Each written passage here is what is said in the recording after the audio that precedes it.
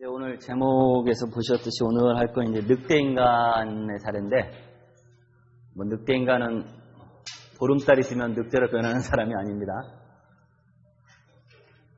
이 사람이 이제 꾼 꿈이 이제 늑대에 관한 것이고, 그리고 이제 이게 유아신경증, 저번에 이제 한스의 사례도 그랬었는데, 유아신경증하고 연관돼서 그것이 이제 성인기까지 이렇게 미치는 영향, 이런 것들을 이제 보여주는 사례이기 때문에, 프로이드가 이제 소개했던 것들이고, 이제 우리는 늑대 인간을 통해서 프로이드가 주장하는 그 이론의 핵심인 성적 충동, 그것의 근원적인 경험인 오이디푸스 컴플렉스와 이제 거세 컴플렉스의 관계, 그리고 이제 그런 유아기적인 것들이 성인기까지 어떤 식으로 이어지는지 하는 것들을 이렇게 살펴볼 수가 있기 때문에, 그런 면에서 이제 늑대 인간이 관심을 주는 것들이고, 그리고 이제 또 하나는 이제 늑대 인간의 사례를 통해서 한스의 경우도 마찬가지지만 프로이드가 또 곳곳에서 이제 자기 입장을 변론하면서 동시에 융의 입장을 많이 이렇게 비판을 해요. 그러니까 융을 겨냥해서 한 건 아니지만은 왜냐면 이제 융과 프로이드는 이제 콤플렉스라든지 무의식이라든지 이런 이론을 같이 공유하지만 그것을 설명하는 관점 자체가 완전하게 이렇게 대립이 되거든요. 프로이드는 이제 유아기적 근원과 성적인 차원을 절대로 포기하지 않고, 반대로 이제 융 같은 경우는 원형적 무의식 혹은 집단 무의식에서 설명을 하고, 이제 그러한 하나의 반증으로서 이제 늑대 인간을 들 수 있는 것들이고, 그리고 이제 또 이 사람 자체가 굉장히 아주 드라마틱하게 살았던 사람입니다. 굉장히. 원래 이제 러시아의 귀족 출신이었고, 그리고 이제 아버지와 자기 작은 아버지한테 이제 물려받은 재산이 굉장히 많았었어요. 그러니까 부자였죠. 그러다 이제 러시아 혁명을 거치면서 모든 걸 다 잃어버리고 이제 망명을 와가지고 독일에서, 그 전에는 이제 아무 근심 없이 돈에 있어서는 아무런 걱정 없이 살던 사람이 조그마한 회사에 취직을 해가지고 아주 가난하게 이렇게 살게 되고, 그러면서 또 신경증이 또 재발합니다. 이 사람이 약 3번 정도, 첫 번째 이제 유아기 때 한번 재발을 했고, 그게 한 8살 이후로 이렇게 잠잠해졌다가 이제 간간히 발작 증세는 있었다가, 또 이제 프로이드한테 분석을 받으러 왔을 때가 또 굉장히 상황이 안 좋았을 때였습니다. 그때가 이제 약 23살 정도 됐었는데, 그리고 4년 동안 분석을 받다가 전쟁 때문에, 1차 세계대전 때문에 그게 중단이 되고, 이 사람은 이제 참전을 하게 되죠. 러시아니까, 국적이. 그러니까 이제, 그리고 이제 거기서 재미난 게 있는데, 프로이드의 아들도 참전하게 됩니다. 독일군으로. 근데 이제 프로이드가 그런 환상을 가졌다고 그래요. 환상이 아니라, 혹시 내 아들이 전쟁터에 가서 저 늑대 인간의 손속에 맞아서 죽으면 어떡하나, 이런 상황을 이런 것들을 걱정하면서 약 2달에 걸쳐 늑대 인간에 대한 사례 보고서를 썼습니다. 실제로 그런 일은 일어나지 않았고, 그리고 이제 전쟁이 끝나고 나서 이제 러시아 혁명 후에 다시 늑대 인간이 왔었죠. 그래서 다시 2번째 분석이 짧은 기간 지속되다가 이제 프로이드는 이제 치료가 되었다고 믿었는데, 그리고 이제 결혼도 했었고, 나중에 이제 3번째로 30이 넘은 나이에 또 한 번 재발이 됩니다. 물론 이제 거기에는 여러 가지 요인들이 있어요. 늑대 인간 자신의 어떤 삶의 어떤 고난 같은 것도 있고, 또 이제 집안의 내력이 굉장히 복잡합니다. 이제 꼭 집안의 내력이라는 게 이제 유전적인 의미도 있을 수 있지만, 병 같은 것들은 이제 가정의 분위기, 특히 아버지, 어머니, 형제들 간의 관계가 특히 이제 유아기 성격 형성에서 굉장히 중요하게 작용하기 때문에, 어머니는 거의 아이들을 돌보지 않았습니다. 그래서 늑대 인간은 거의 유모한테 이렇게 크다시피 했고, 왜냐면 이제 어머니가 건강이 굉장히 안 좋아서 자기 몸 하나 이제 간수하기도 이제 버거웠었고, 어머니 자신이 또 이제 신경증으로 치료를 받은 적도 있었고, 그리고 아버지도 굉장히 우울증에 많이 시달렸던 사람입니다. 그리고 나중에 아버지는 자살을 하죠. 그리고 또 자기 누나도 자살을 하고, 그리고 나중에 자기 부인도 자살을 합니다. 이런 사건들이 이제 계속 반복되면서 이제 3번에 걸쳐 이제 발작이 일어나게 되는데, 3번째 때는 이제 프로이드가 자기가 직접 분석을 하지 않고, 그리고 이제 자기 이제 제자에게 이렇게 보내게 되는데, 이제 그 얘기는 이제 좀 다시 하기로 하고, 어쨌든 이 사람 삶 자체가 굉장히 드라마틱하고, 그리고 이제 프로이드한테 막 이중적인 태도를 보입니다. 처음에는 굉장히 아주 프로이드를 불신하고, 이게 프로이드가 이제 유태인이라는 건 다 아는 사실이니까, 서구에서의 유태인은 지금은 좀 많이 뭐 달라졌지만은 굉장히 이제 악의 상징처럼 이렇게 돼 있었잖아요. 그러니까 이제 그런 이미지를 프로이드한테 직간접적으로 이제 표현을 했었고, 그러다 나중에는 이제 프로이드를 굉장히 숭배를 하게 되죠.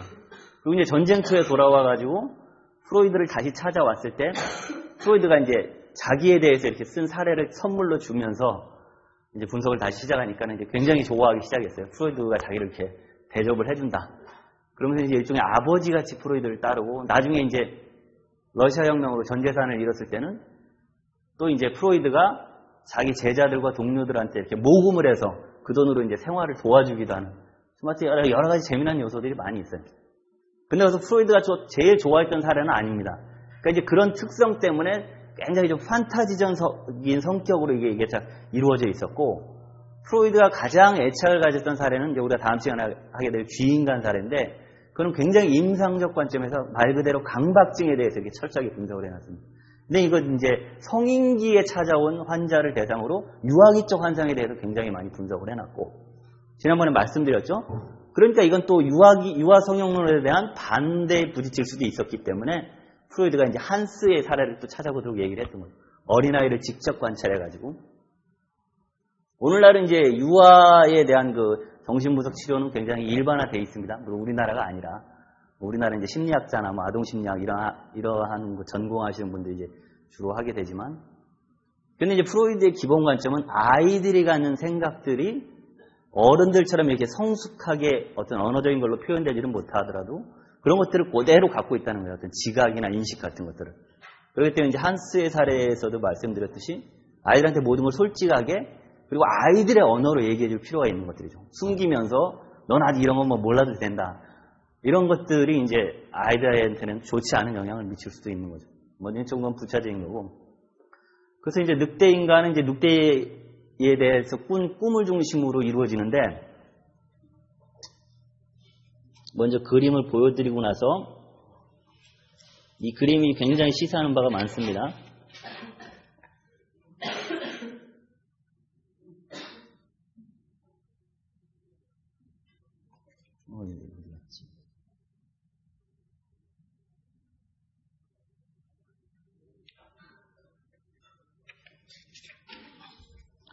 잘 안 보이시지만 좀 보세요. 여기 늑대인간 자신이 그린 그림입니다. 직접 자기 꿈에 대해서. 나무에 늑대가 있죠. 근데 자세히 보시면 늑대가 딱 5마리가 그려져 있어요.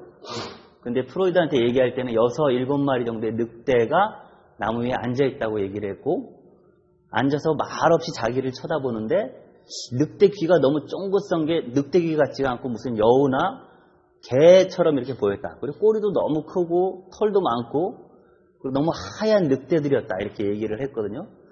그래서 여기서 5마리가 그려져 있는데 이 5라는 숫자가 굉장히 중요합니다. 이건 다시 좀 설명을 드릴게요.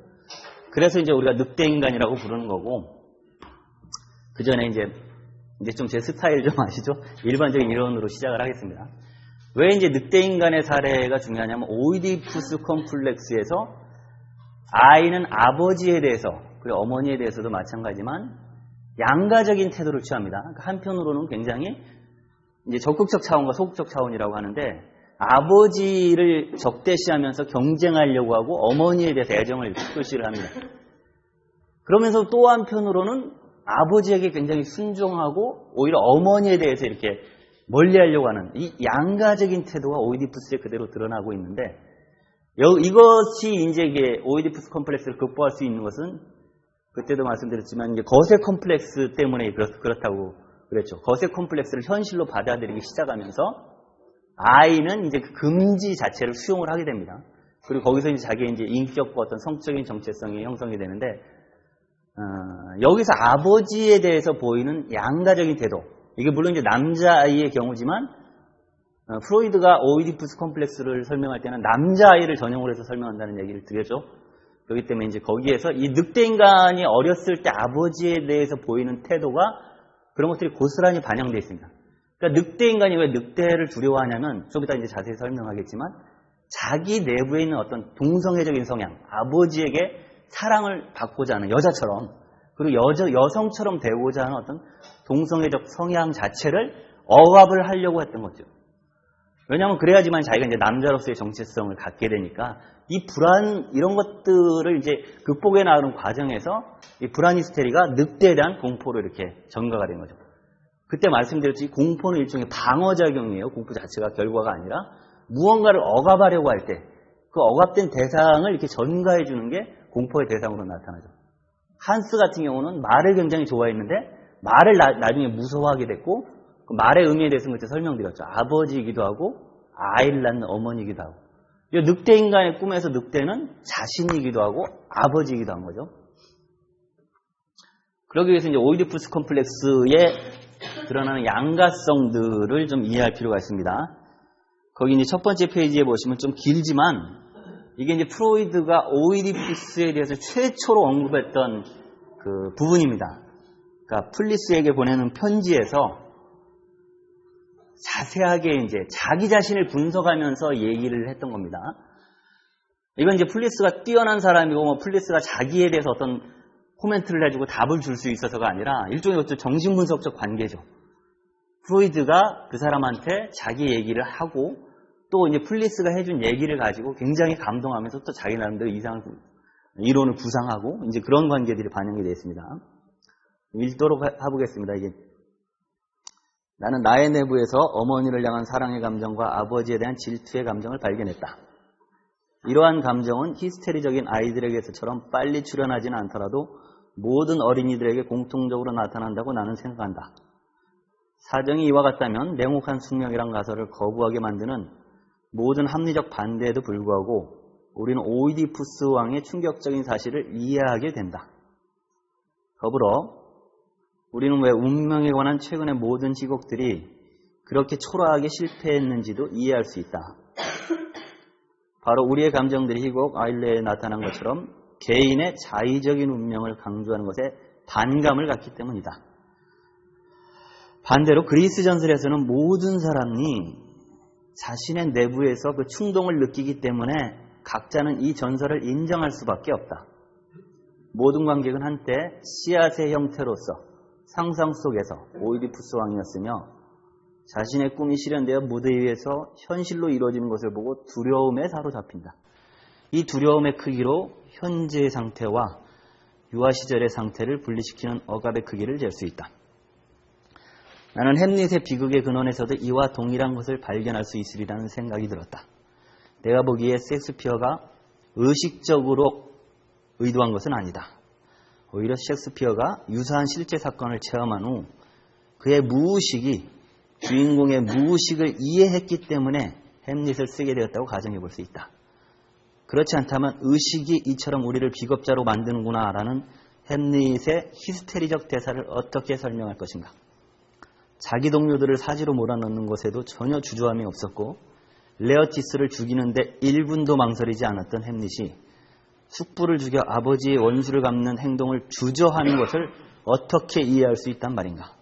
이 모든 것은 어머니에 대한 열정 때문에 숙부가 행한 것과 똑같은 죄악을 자신도 아버지에게 저지르고 싶어 했던 햄릿의 흐릿한 기억이 불러일으키는 햄릿의 내면적 갈등을 고려할 때만 분명하게 이해할 수 있다.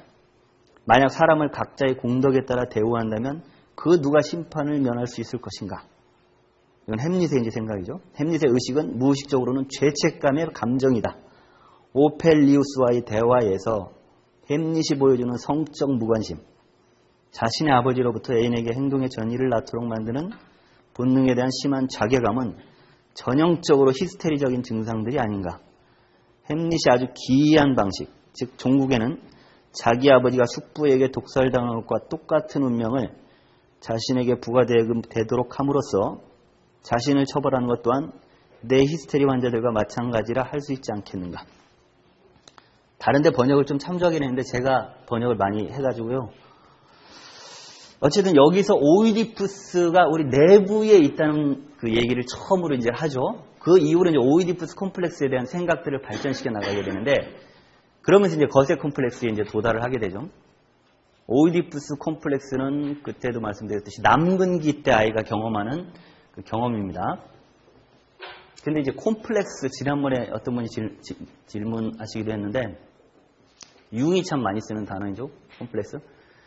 근데 이제 나중에 가서는 점점 콤플렉스라는 단어를 안 쓰게 돼요. 근데 우리는 일상생활에서는 콤플렉스라는 단어를 많이 쓰잖아요. 무슨 열등감처럼 뭐 키가 작아서 콤플렉스가 있다는 등, 뭐 못생겨서 콤플렉스가 있다는 등. 근데 이제 정신분석에서는 이 콤플렉스 개념을 굉장히 엄격하게 제한해서 쓰는데 오이디푸스와 거세 콤플렉스 이 두 개를 가장 전형으로 봅니다. 물론 이제 다른 뭐 저번에 똥 콤플렉스 같이 이런 것도 얘기하긴 하지만 프로이드가 이제 비중을 많이 두는 것은 점차로 이제 그 두 가지. 그리고 이 두 가지가 성적 정체성 형성에서 중요하고 이 오이디푸스 여기서 햄릿 얘기가 나왔는데 세 가지 작품을 통해서 프로이드는 그게 문학적으로 이렇게 보여지고 있다고 얘기를 합니다. 그 하나가 이제 소포클라스의 오이디푸스 대왕, 그리고 이제 또 하나가 여기 나온 햄릿, 그리고 마지막에 이제 도스토예프스키가 쓴 까라마조 푸신의 형제들. 그리고 이제 그런 설도 있어요. 까라마조 푸신의 형제들에 나왔던 그 인물들의 모델이 뭐 여기 늑대 인간의 가족과 너무 유사하다. 왜냐면 이제 늑대 인간 여기 이제 뭐 책에는 그런 내용이 안 나오는데 삼촌 같은 경우는 거의 이제 정신병으로 황폐해져 가지고 막 짐승처럼 이제 들판에서 살다가 나중에 이제 요양원에서 죽었고, 또 작은 아버지는 자기 아들의 약혼녀를 뺏으려고 했어요. 그래서 결혼하려다가 실패를 했고, 그러니까 뭐 근친상간과 이게 신경증과 뭐 폭력과 모든 것, 그리고 이제 늑대 인간 자신도 어려서 이제 누나한테 성적인 유혹을 받게 됩니다. 누나가 이제 화장실 가서 야 우리 엉덩이 보여주기 하자 하면서 이렇게 막 자기 엉덩이를 보여주고, 그리고 이제 막 자기 이제 꼬추를 뭐 누나가 이렇게 만지고 했다는. 그래서 이제 프로이드가 이게 실제로 있었을까? 아니면 늑대 인간이 환상으로 만들어낸 것인가? 이것들을 굉장히 고민합니다. 어떤 식으로까지 고민하냐면 늑대 인간이 1살 반 때 그것을 경험했다 그러면 아니 2살 반, 3살이라면 4살 이렇게 늘려가지고. 왜냐하면 그 어린 시절에 그런 식으로 것들을 생생하게 기억한다는 것들이 좀 이해가 되지 않잖아요. 근데 중요한 것은 그런 증상이 어린 시절에 나타나는 것 자체는 분명히 성적인 어떤 것들이 깔려 있다는 것들이죠. 경험이. 그리고 실제로 누나의 행동 같은 경우는 나중에 이제 사촌형, 늑대 인간보다 10살 위인 사촌형이 증언을 해서 얘기를 합니다. 뭐 아마 굉장히 성적으로 조숙했던 여자애 같았던 것 같아요. 사촌 오빠 무릎에 앉아서 뭐 이렇게 뭐 사촌 오빠의 꼬추를 만지고, 뭐 그리고 이제 늑대 인간한테 이제 유모가 뭐 다른 남자들하고 이상한 짓을 한다라고 이제 얘기를 해주고, 그리고 이제 나중에 커서는 늑대 인간이 이제 오히려 이제 사춘기 쪽에 이제 자기 누나한테 이제 성적인 어떤 유혹을 하려고 하는데 그걸 이제 매몰차게 거부를 해버리죠. 그러고 나서 둘이 이제 아주 친해져요. 그래서 아주 진짜 뭐 비밀 얘기도 다 나누고 하다가 누나가 자살을 합니다. 근데 울지도 않아요. 그것도 이제 프로이드는 굉장히 이상했는데 나중에 이제 다른 곳에 가서 이제 전혀 엉뚱한 곳에 가서 이제 자기가 좋아하는 시인의 그 묘지 앞에 가서 이렇게 울게 되는데 연관이 있습니다. 생전에 아버지가 그 시인과 누나를 많이 비교를 했어요. 누나가 쓴 글과 이 시인의 작품이 유사하다.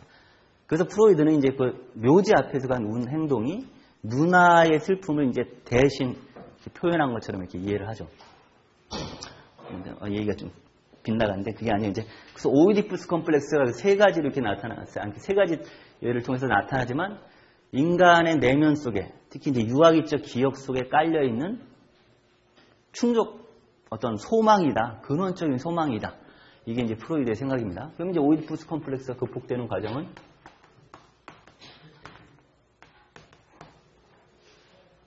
이때 남근기에 시작된다고 그랬죠. 최초에 이제 남근기가 있고, 이 남근기 때는 그러니까 성적 리비도가 이제 자신의 어떤 성기를 이렇게 집중되는 시기입니다. 그리고 아직은 부분 충동에 이제 아이가 사로잡혀 있는 시기죠. 그래서 자가성애라는 말로 이걸 씁니다. 자가성애. 자가성애라는 것은 아직 몸의 일부분에 대해서 그 성적인 쾌락을 직접적으로 느끼는 것들이고 그걸 전체적인 성의 의미로 느끼지를 못한다는 얘기입니다. 왜냐하면 아직 주체, 자아가 형성이 안 되어 있기 때문에 진정한 성의 의미는 자아가 그것을 대상화시킬 때, 대상으로서 취하고자 할 때 가능해지는데 자아성의 단계는 아직 입이면 입, 학문이면 학문 이렇게 부분 신체 부분들에 이렇게 집착하는 시기죠. 자기 몸이 주는 자연적인 쾌락을 이렇게 즐기는 시기란 말이죠. 그러니까 아직은 자가성의 단계인데 오이디푸스에 들어가면 대상이 나타납니다. 그 대상이 바로 이제 엄마가 되는 거죠. 이 속에서 아이는 이제 갈등을 일으킵니다. 한편으로는 남근기적인 자기 성기를 지키고자 하고 거기에 쾌락에 집착하고자 하는 리비도가 있고 또 한편으로는 엄마를 향한 리비도가 있죠. 이 양자 사이에서 갈등을 하게 됩니다. 그러면서 아버지에 대해서 적대적인 태도를 보이지만 또 한편으로는 인간의 본성 자체가 양성성을 가지고 있기 때문에 여성적인 모습이 또 아버지를 향해서 나타나기도 하죠. 여자처럼 이렇게 복종하고 아버지를 사랑의 대상으로 늑대 인간이 보이는 성적인 환상에는 아버지를 사랑하는 어떤 성애가 있습니다. 그냥 아버지를 좋아하는 이런 차원이 아니라 실제로 아버지를 통해서 사랑을 받고자 하는 유아기적인 이런 것들이 있는 거죠. 성애적인 차원이. 이 둘 사이에서 갈등을 하게 됩니다. 이때가 이제 자기 성기로 리비도가 집중되는 시기라면 이쪽에는 이제 부모를 통해서 부모를 향해서 리비도가 이제 집중되는 시기죠. 이 양자의 갈등이 있다가 여기서 이제 거세 콤플렉스가 들어옵니다. 최초의 아이는 거세라는 것을 인정을 하지 않죠. 그때 한스의 사례에서도 그렇습니다. 엄마가 그렇게 자꾸 장난하면 이제 의사 선생님 불러서 고추를 잘라버릴 거야. 그러면서 너 고추 없으면 어떻게 오줌을 눌러야 했더니 엉덩이로 누면 되지. 그 무슨 얘기냐면 아이는 성기와 학문 두 가지만 안다는 얘기예요. 그래서 여자아이는 고추가 없는 아이. 그러니까 여자의 성기 자체를 아직 인식하지 못하는 단계죠. 그러다 나중에 가서 이제 차이를 느끼기 시작할 때 이게 거세 콤플렉스가 시작되는 겁니다. 저렇게 거세될 수도 있겠구나. 이제 여기에 대한 태도에 따라서 나중에 하겠지만 뭐 도착증이 나타나기도 하고 도착증의 특징은 이제 부인인데 여자가 거세되어 있다는 걸 한마디로 인정하지 않는 겁니다. 그러다 보니까는 여자가 거세되어 있다는 것을 인정하지 않으면서 그 거세되어 있는 것을 대체할 수 있는 물질로서 그것을 유지하려고 하는 거죠. 자기의 환상을. 그래서 부분 대상들에 집착을 하는 겁니다. 그걸 통해서 여자가 거세되어 있던 것을 가려줄 수가 있다고 봤기 때문에. 그리고 또 한편은 이제 신경증이 있죠. 신경증은 억압으로 이렇게 특징이 지어집니다.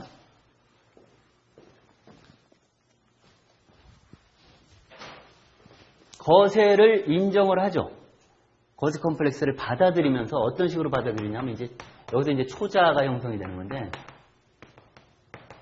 초자가 이제 도덕과 종교의 이제 근원이 됩니다. 외부에서 하지 말라라고 말하는 금지를 이제 자기 내면의 어떤 양심의 형태로 수용을 하는 거죠. 그래서 이걸 하면 안 돼. 이것은 금지되어 있는 거야. 라고 얘기하면서 아버지와 경쟁하는 걸 이제 포기하게 되는 겁니다. 그리고 자기의 어떤 성적인 대상을 향해서 나가게 되죠. 그러면서 잠복기로 돌아오는 거예요. 아직 완전한 그 성적인 의미가 형성이 안 돼 있기 때문에. 그래서 나중에 가서 이제 성기기 때 이 성이 완성이 됩니다. 뭐 언뜻 들으면 남근기와 성기기가 그 말이 그 말 같은데 차이가 뭐냐면 남근기는 아직 부분 충동에서 자가성애적으로 매달려 있는 단계고 성기기는 이성을 성적 대상으로 선택을 한다는 의미에서 성기기입니다. 그러니까 성을 통해서 성의 본래의 목적인 번식 그리고 어떤 남녀 간의 어떤 그 성적인 쾌락 이런 의미들이 부여되기 시작하는 게 성기기죠. 그래서 이제 구별이 되는 거고 이제 정신병 이건 아예 배제입니다. 배제. 도착증이나 신경증은 인정을 하고 들어가면서 한편에서는 억압을 하거나 한편에서는 부인을 하는 거. 이건 완전한 거부가 아니죠. 근데 정신병은 거부에 가까운 거예요. 그 자체를. 그렇기 때문에 정신병 환자들은 현실과 자아와의 관계가 없어요. 그래서 자기가 생각하는 것들이 곧 현실로 이루어질 수가 있고 아니면 현실이 자기 안에 들어올 수가 있고 이 경계가 없는 거죠. 현실 원칙이 그것을 통제해줄 건전한 자아가 형성이 안 돼 있는 거고 반대로 이제 억압 같은 경우는 그것이 하나의 정상적인 자아 형성으로 이어지지만 또 하나의 가설이 뭐냐면 억압된 것은 반드시 돌아오기 마련이기 때문에 여기서 이제 신체적인 증상인 히스테리로 나타나거나 오늘부터 보게 될 강박증으로 나타나거나 이 두 가지가 크게 두 범주입니다. 강박증과 히스테리는 신경증의 한 형태고 정신병 여기서 뭐 편집증도 있고 뭐 이 얘기는 나중에 제가 다시 한번 할게요. 이 세 가지가 왜 이렇게 나눠지는지는 다시 한번 하기로 하겠습니다. 오늘 주제에는 좀 이건 아니니까.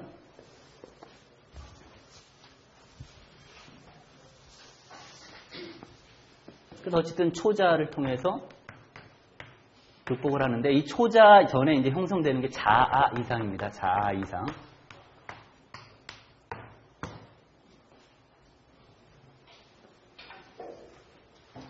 자아 이상은 최초에 이제 이마고는 이제 부모가 아이한테 주는 어떤 모델 같은 형상입니다. 형상. 이 자아 이상이라는 것들이 작동을 하는데 아이가 배우고 싶어하고 아이가 그대로 되려고 하는 그게 이제 이마고죠. 부모는 이제 부모 자신의 어떤 자체적인 모습으로 보다는 아이에게는 이마고로서 자아 이상으로서 이렇게 나타나게 되고 아이는 이 자아 이상에 자기를 동일시를 하게 됩니다. 그러므로 해서 이제 정체성들을 획득하게 나가게 되는데 이러면서 아까 그 부분 충동 단계에서 그 자가성애적으로 있던 것들이 이제 자기 자신을 대상으로 삼는 이마고의 영향을 받기 시작한다는 것은 자기 자신도 자기의 대상으로 삼기 시작한다는 얘기가 됩니다. 그러니까 자기 자신의 몸과 자기를 이렇게 상상적인 관계에서 대상화시키면서 애정의 대상으로 삼을 수 있는 거. 이게 이제 나르시시즘이 되는 거예요. 나르시시즘이. 1차적 나르시시즘이라고 하는데 이름으로 해가지고 비로소 이제 자기에 대한 애정이 생기면서 이게 나중에 자아 형성의 이제 그 동력이 됩니다.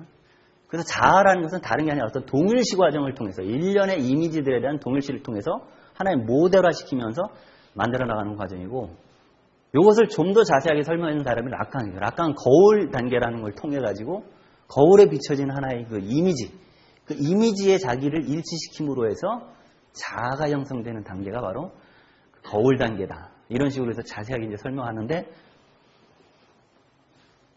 이 자아 이상이 이제 부모의 이마고로부터 이제 오게 되는 거죠. 그러면서 이 자아 이상을 수용하게 되는데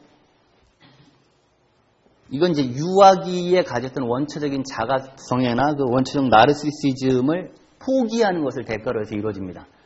그러니까 자기의 어떤 육체적인 놀이, 하나의 부분적 충동이 아직 매여 있다면은 이것은 이제 아직 완전하게 이게 자아가 들어설 자리가 마련이 안 되는 거죠. 그렇지만 이것을 포기하면서 그 대신에 자아 이상을 수용을 해서 거기에 자기를 맞추고자 하는 것. 여기서부터 이제 자아의 형성 과정이 시작이 됩니다.